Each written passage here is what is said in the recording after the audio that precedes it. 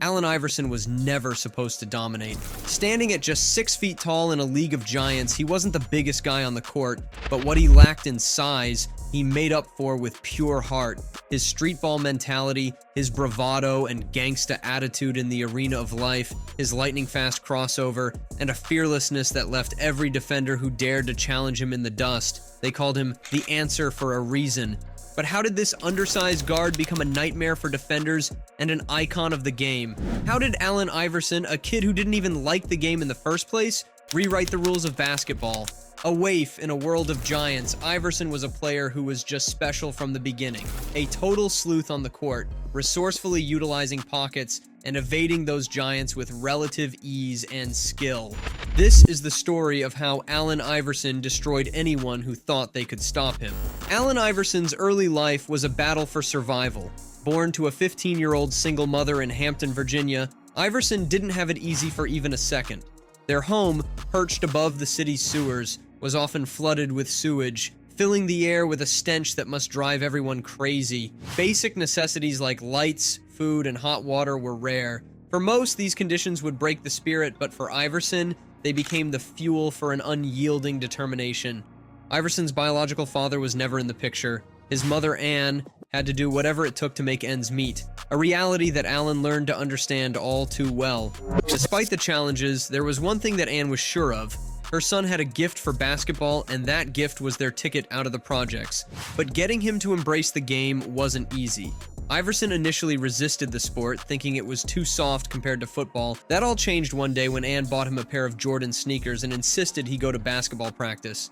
Iverson cried, refusing to go, but his mother's insistence paid off. Once on the court, surrounded by his football teammates, Iverson discovered a new love, one that would define his future. Life at home was a constant battle, not just against poverty, but also against the harsh realities of the world around him.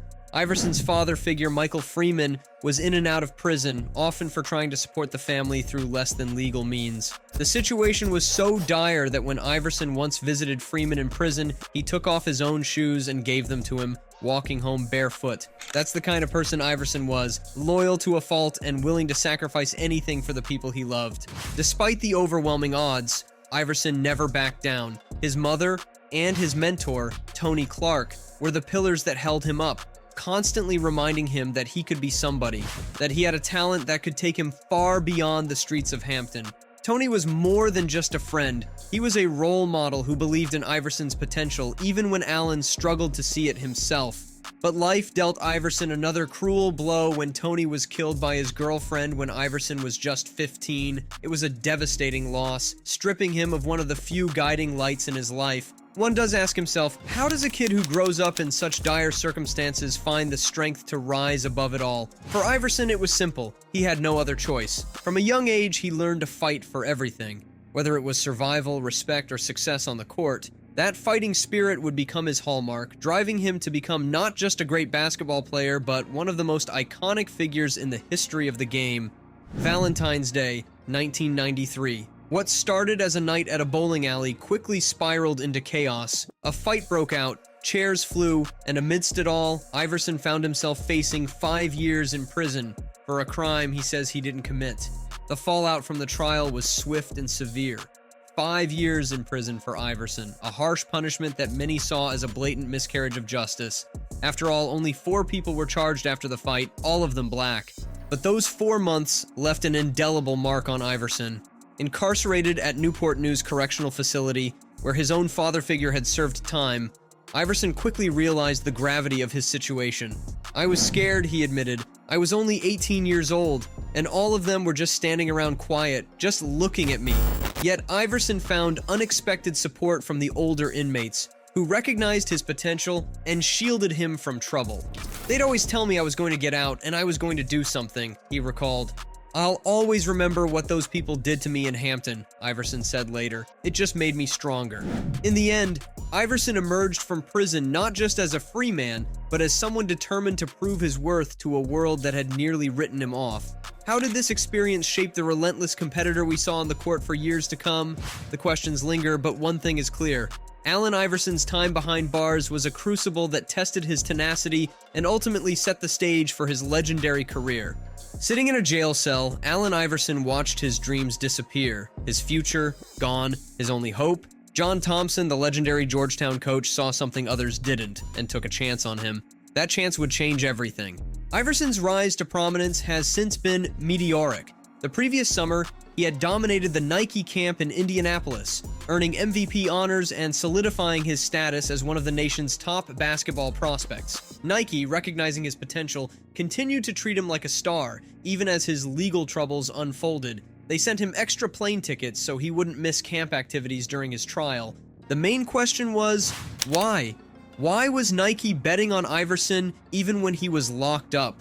Scouts and talent hunters knew about his potential, but even capitalistic multinationals were willing to see beyond his present situation just to have a slice of this future legend's greatness.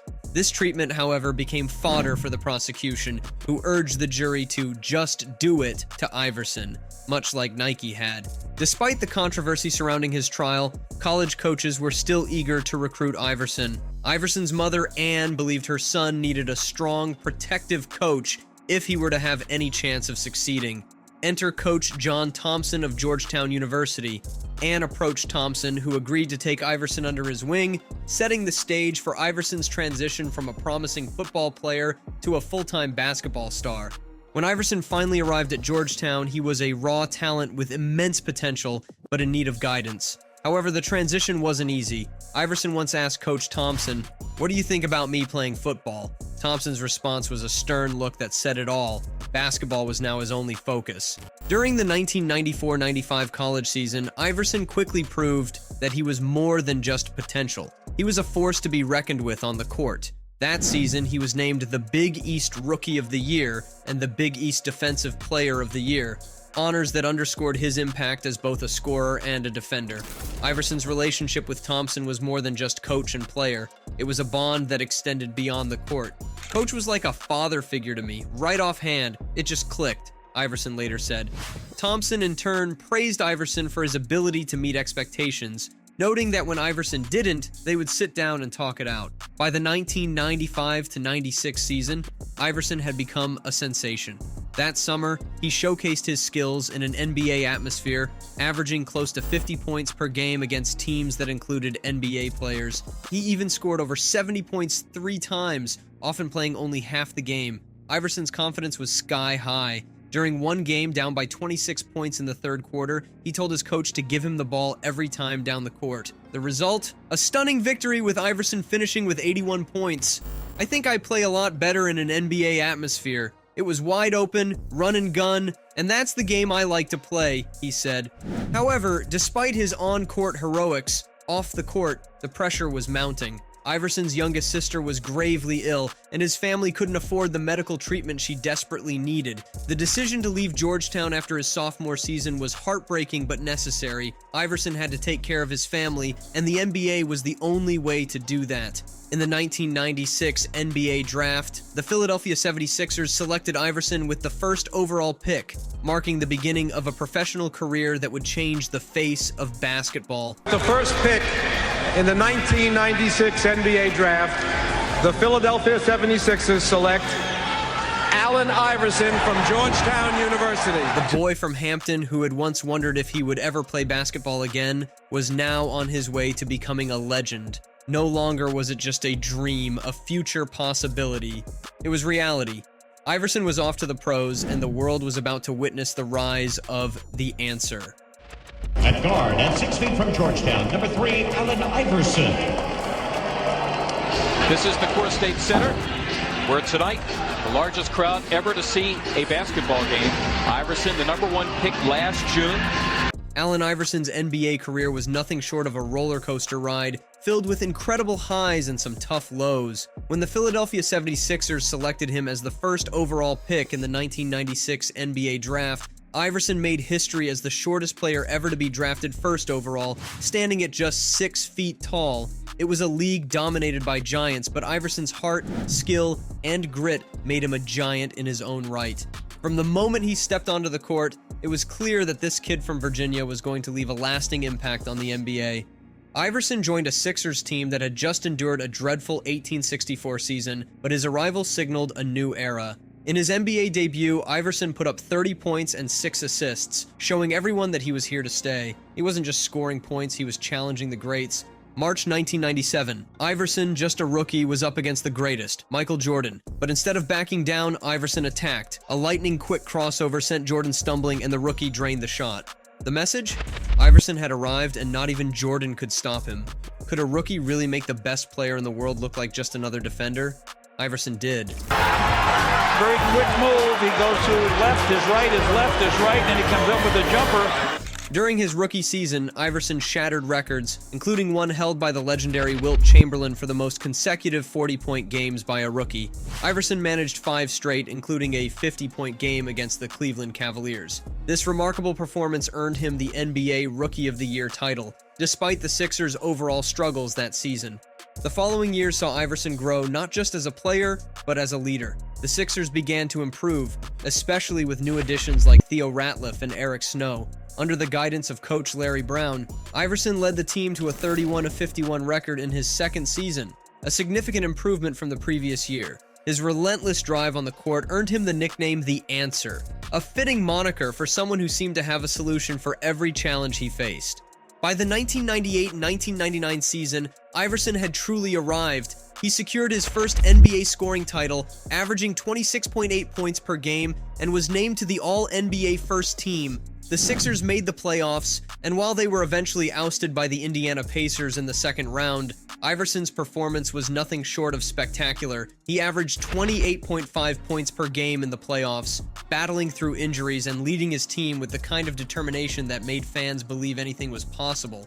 But it wasn't all smooth sailing. Iverson's relationship with Coach Brown was rocky, to say the least. There were numerous reports of disagreements, and at one point, the Sixers even tried to trade Iverson to the Detroit Pistons. Fortunately for Philadelphia, the trade fell through and Iverson stayed put. Can you imagine the Sixers without Iverson during those years? It's hard to picture, especially when you consider what came next. The 2000-2001 season was Iverson's crowning achievement. He led the Sixers to a franchise record 10-0 start and was named the MVP of the All-Star Game. The Sixers finished the season with the best record in the Eastern Conference, and Iverson captured his second scoring title, averaging a career-high 31.1 points per game. He also led the league in steals, a testament to his tenacity on both ends of the court. Iverson was named the NBA's most valuable player, making him the shortest and lightest player ever to win the award. At 6 feet and 165 pounds, Iverson was proof that heart and skill could triumph over size.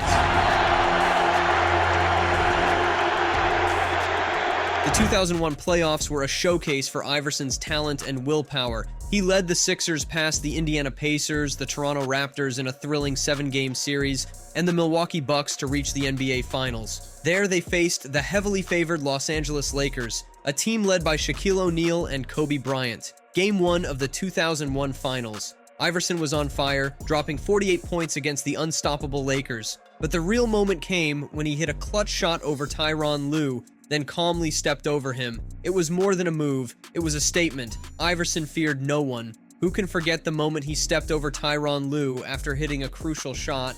It was a statement that Iverson was not afraid of anyone, not even the mighty Lakers. It was one of the most disrespectful but legal things any of us had ever seen on a basketball court. Steps over Tyronn Lue. 7 straight points by Iverson. Although the Sixers eventually lost the series in 5 games, Iverson's legacy was cemented. He had taken a team that no one expected to contend and led them to the brink of a championship. The 2000-2001 season was the pinnacle of Iverson's career, and it's no wonder that he continued to wear the basketball sleeve he started using during that season long after his elbow had healed. It had become a part of his identity, much like his cornrows, tattoos, and fierce attitude on the court. After the 2001 season, Iverson faced new challenges. Injuries and the wear and tear of his relentless playing style began to take their toll. The Sixers made the playoffs in the following years, but were unable to replicate the success of 2001.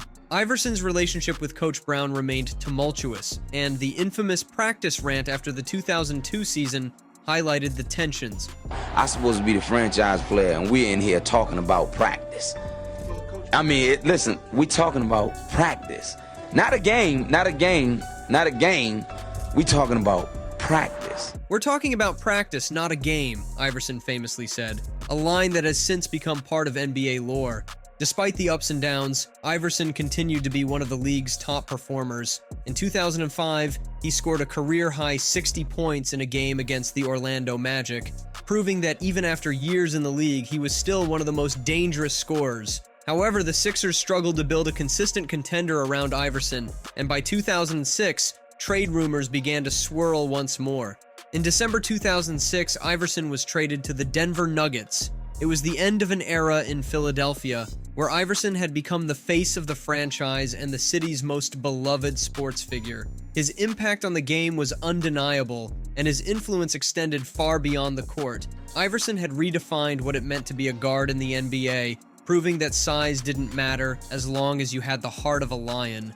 Iverson's time in Denver and later with the Detroit Pistons, Memphis Grizzlies, and a brief return to the Sixers never reached the heights of his early career. But even as he faced the challenges of aging and the wear and tear of years in the league, Iverson remained a fan favorite. His passion for the game, his authenticity, and his refusal to back down from anyone made him a legend. Iverson officially retired from the NBA in 2013, and the Philadelphia 76ers honored him by retiring his number 3 jersey in 2014. He was inducted into the Naismith Memorial Basketball Hall of Fame in 2016, a fitting tribute to a player who had given everything to the game. Even after his playing days were over, Iverson's influence could be seen in the next generation of players who grew up watching him and emulating his style. Allen Iverson's NBA career was a testament to the power of determination, skill, and heart. He wasn't the biggest player on the court, but he played with a tenacity that made him larger than life. From his early days as a rookie challenging Michael Jordan to his unforgettable run to the NBA Finals, Iverson left an indelible mark on the game. He was the answer, and his legacy will live on forever. That's the legend of Allen Iverson, the answer.